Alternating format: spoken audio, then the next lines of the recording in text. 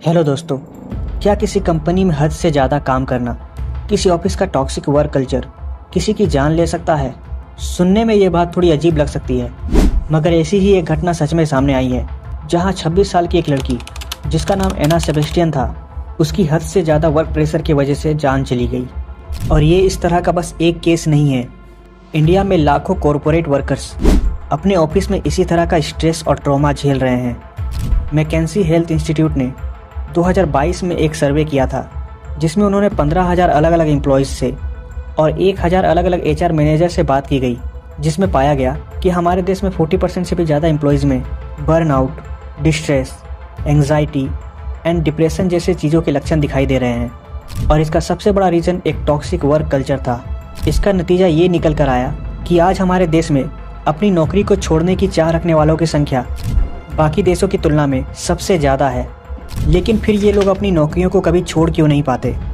इसका रीज़न है कि हमारे देश में अनएम्प्लॉयमेंट की भी बहुत बड़ी समस्या है, जो कि उन्हें इसी टॉक्सिक वर्क कल्चर में काम करने के लिए मजबूर कर देता है। तो आखिर क्या है ये टॉक्सिक वर्क कल्चर, और एक आम आदमी इससे बचने के लिए क्या कर सकता है?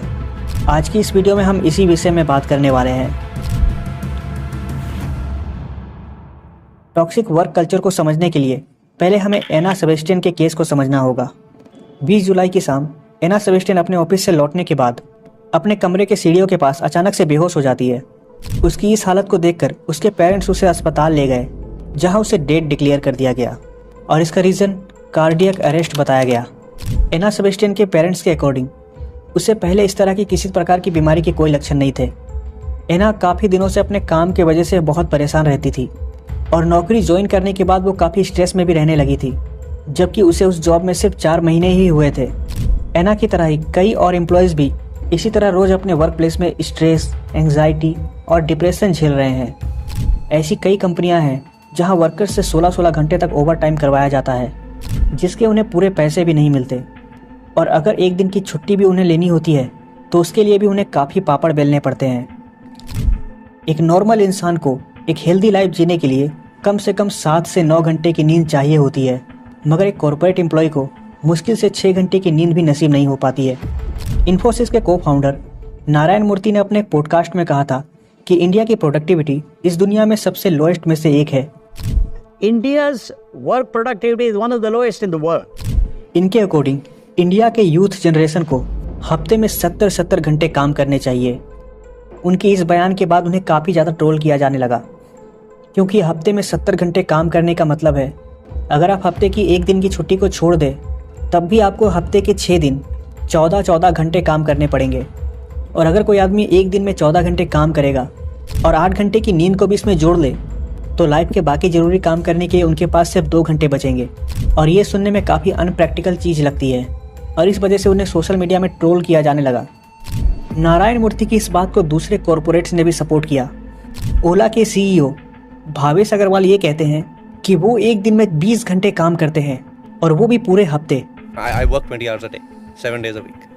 और इस वजह से ये भी सोशल मीडिया में बहुत ज़्यादा ट्रोल करने लगे, क्योंकि अगर कोई आदमी दिन में 20 घंटे काम करता है तो उसके पास सिर्फ 4 घंटे ही बचेंगे अपने लिए सोने का समय निकालने के लिए और दिन के दूसरे ज़रूरी काम करने के लिए। I regret I'm not able to make you work on Sundays. इन सभी के बयानों से ऐसा लगता है कि ये चाहते हैं कि इनके एम्प्लॉयज़ अपने ऑफिस में ज़्यादा से ज़्यादा देर तक काम करें, भले ही इनसे उनकी नींद पूरी हो या ना हो। काम के नाम पर ये अपने वर्कर्स पर ढेर सारा वर्क प्रेशर डाल देते हैं, जिससे आज के कॉर्पोरेट वर्कर्स के लिए वर्क लाइफ बैलेंस बनाए रखना बहुत ही ज़्यादा मुश्किल हो जाता है। ये भी एक बहुत बड़ी वजह है जिसकी वजह से इंडिया का हैप्पीनेस इंडेक्स में स्थान 126वां है। तो वहीं फिनलैंड, डेनमार्क और आइसलैंड जैसे देश हैप्पीनेस इंडेक्स के मामले में बहुत ही टॉप पर हैं। और सबसे हैरानी की बात तो ये है कि इन देशों में एक हफ्ते में सिर्फ 40 घंटे का वर्किंग आवर्स होता है, यानी कि आप हफ्ते की एक दिन की छुट्टी को छोड़कर किसी भी वर्कर से 40 घंटे से ज़्यादा काम नहीं करवा सकते। वहीं इंडिया में ठीक इसका उल्टा हो रहा है। लेबर मिनिस्ट्री ये प्रपोज करती है कि एक वर्कर से 12 घंटे तक काम करवाया जा सकता है। इसका नतीजा ये होता है कि हमारे देश में अधिकतर कॉरपोरेट एम्प्लॉयज़ हमेशा थके हुए, डिप्रेस्ड और कम नींद होने की वजह से परेशान रहते हैं। और इसी वजह से हमारे देश के एम्प्लॉयज़ की प्रोडक्टिविटी भी दूसरे देशों के मुकाबले काफ़ी कम हो जाती है। मगर अगर आप इस तरह के किसी टॉक्सिक वर्क कल्चर में फंस गए हों तो फिर इसका सल्यूशन क्या है? सबसे पहले तो आपको इस तरह के वर्क प्लेस को तुरंत क्विट कर देना चाहिए, क्योंकि जितना लंबे समय तक आप इस जगह पर काम करेंगे उतने ही देर तक आप यहाँ के मेंटल हैरेसमेंट का शिकार होते रहेंगे। आप अपने लिए कुछ समय निकालकर कोई एक नई स्किल भी सीख सकते हैं जो इन फ्यूचर आपके लिए एक अच्छा अर्निंग का सोर्स बन सकता है, जिससे आप पूरी तरह से अपनी जॉब पर डिपेंडेंट नहीं रहेंगे। अगर आप चाहें तो अपना एक बिजनेस भी शुरू करने का प्लान कर सकते हैं।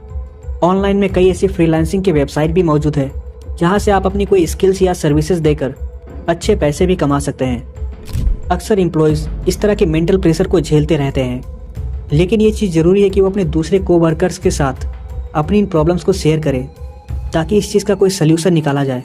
क्योंकि आपको अपनी कंपनी से आसानी से रिप्लेस किया जा सकता है, लेकिन आप अपने फ्रेंड्स और फैमिली के लिए बहुत ही इंपॉर्टेंट इंसान हो, इसलिए आपको हमेशा अपना ख्याल रखना चाहिए।